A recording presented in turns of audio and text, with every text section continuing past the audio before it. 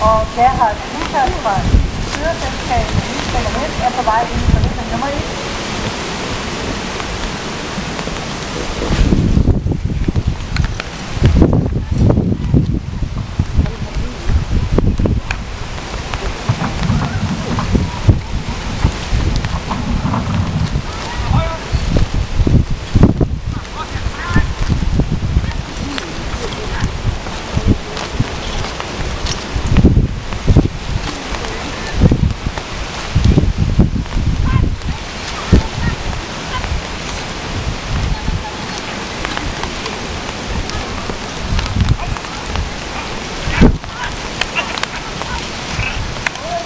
Og så er Mona Andersen og Peter Andersen og Gu på vej ud af forløbning nummer 6.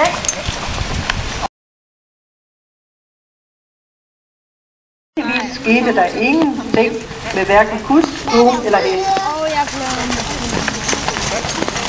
Og her inde i forhindring nummer 4, der har vi Gert Liefert fra Svenskens Køreselskab. Nu er jeg halen. Den er lavet.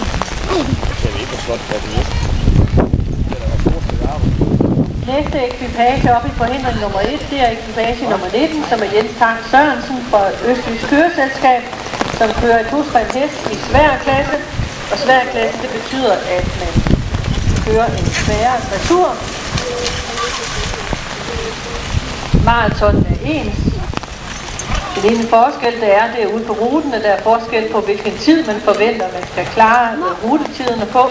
Det er jo en forskel, om man har små ben eller man har store ben. Og det var altså hestens ben, vi talte om.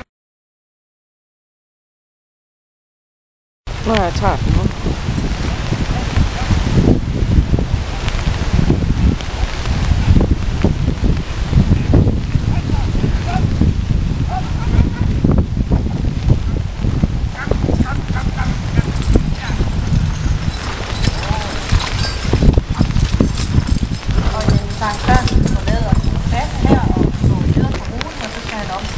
Handforhindringerne, som ligger herude på Holtegårdsvej.